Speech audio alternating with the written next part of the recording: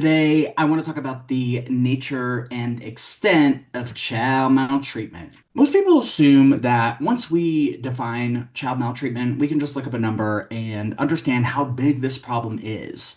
But one of the first things we really learn is that child maltreatment data are hard to come by, and they don't always have a single prevalence rate. The number is going to change depending on a number of different factors, but mostly how we measure it. Understanding why estimates are different is essential for really anyone working in the criminal justice system, education, healthcare, or child advocacy. Let's start with the numbers most people see first.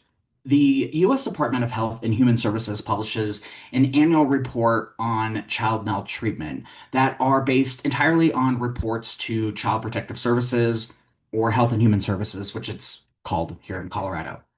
And these reports typically show about 4 million referrals each year that involve roughly 3 million children who receive an investigation or an assessment. Most of these are reported by mandatory reporters such as teachers, law enforcement. And of those cases, really only a fraction are actually substantiated, meaning that there was enough evidence to corroborate the elements of the policy or law. Most substantiated complaints to CPS involve neglect, followed by physical abuse, with about 1 in 10 of those cases involving substantiated allegations of sexual abuse. To understand child maltreatment more broadly, researchers at the Crimes Against Children Research Center developed the National Survey of Children's Exposure to Violence, often called NATSEV, which measures children's exposure to all different types of violence, not only violence within the home, but also violence in the community and violence in their schools. Instead of counting reports, NATSEV asks youth, children, and their caregivers directly about experiences where they've been exposed to violence. And so when researchers did this, they found that exposure to violence and maltreatment was far more common than CPS data suggested. Early NatSep findings showed that roughly 1 in 8 children, or about 12% of children, experience at least some form of criminal child maltreatment victimization every year. Times have changed, and technology plays a much larger role in society, which has allowed for unique and more covert ways of exploiting children. With this newer research, we've also expanded definitions of child maltreatment to now include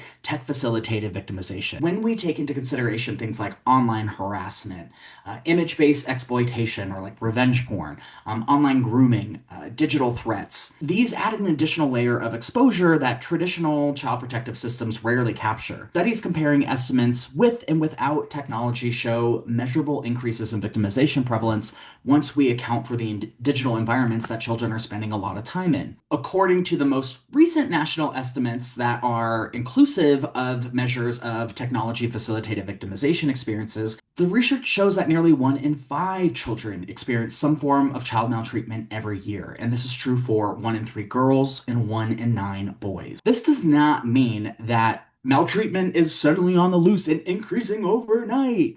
It simply means that we're getting better at measuring child maltreatment and all the different facets in which it occurs. Children's environments, they change faster than our reporting systems. Why would CPS and NatSep numbers differ so dramatically? Well, we're basically dealing with a reported versus both reported and non-reported estimates, very similar to our NIBRS versus NCVS data discussion, where we're measuring the same thing just in different ways from different populations. This really emphasizes the importance of knowing where your data is coming from and whether the data is representative versus reported. Estimates are going to be different because many children never disclose abuse, either to CPS or a researcher. Not all disclosures are reported. Sometimes people tell an adult and that never comes to the attention of the police or CPS. Not all reports meet those statutory definitions, and substantiation requires evidence, not just suspicion.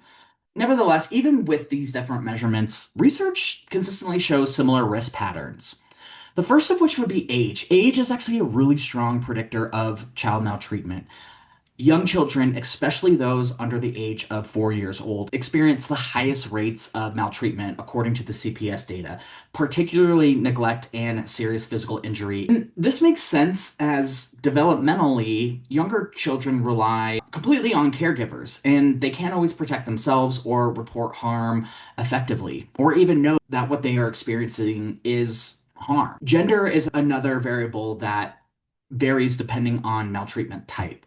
So boys and girls experience neglect and physical abuse at relatively similar rates, although the research shows that boys tend to appear slightly more often in severe physical injury cases. Girls are disproportionately victims of sexual abuse, especially during adolescence, though research suggests that boys also experience high rates of sexual abuse, but they may not be represented in the data due to underreporting and other disclosure barriers. Race and ethnicity patterns also show differences, but should be interpreted carefully because CPS data consistently shows higher reported rates among Black and African American or Alaska Native children, but that might be because these differences are related to things like structural inequality, exposure to stressors, and differential system contact rather than inherent parenting differences. But across both CPS and survey research, the data show that perpetrators are overwhelmingly known to the child.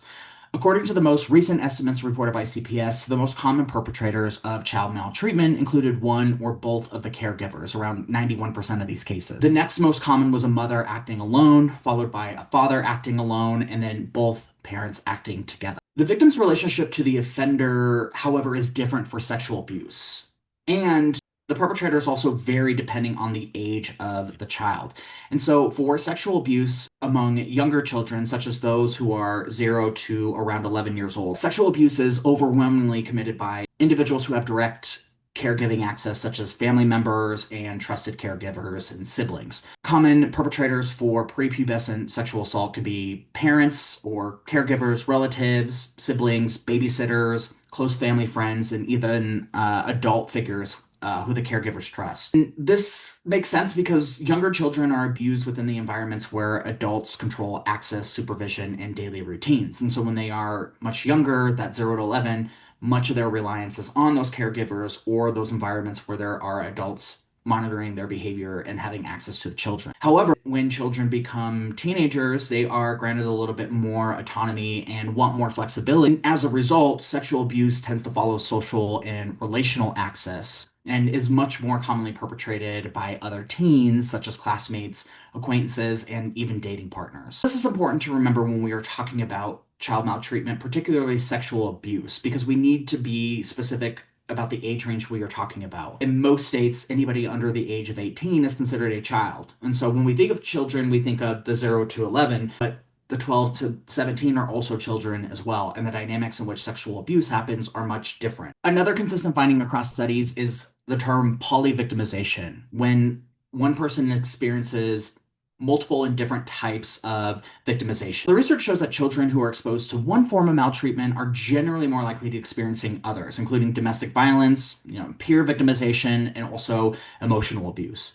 Abusers tend to not specialize in neglect. If a child is being neglected, there's probably also overlap with physical abuse and sexual abuse that is happening within the home. We shouldn't be looking at these in silos. We should really be doing thorough assessments to check for all types of maltreatment that could be occurring against a single child and or family. Because of that overlap, this cumulative exposure explains why negative outcomes associated with maltreatment like promiscuity, substance abuse, homelessness, these often reflect chronic stress rather than a single incident. So the key takeaway is this. CPS and government agencies, those statistics show how systems respond to maltreatment. Population surveys show how children experience victimization. Technology has expanded where and how victimization occurs, meaning traditional reporting systems capture really only part of the picture. For practitioners and those who are going to be working either with children or with crimes against children, the goal is not memorizing competing numbers.